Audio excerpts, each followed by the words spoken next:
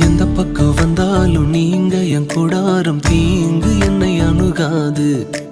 துர்ச்சன பிரவாகம் சூழ்ந்திட நின்றாலும் துளியும் என்னை நெருங்காது. சிறு வெள்ளாட்டு கிடை போல் கிடந்தே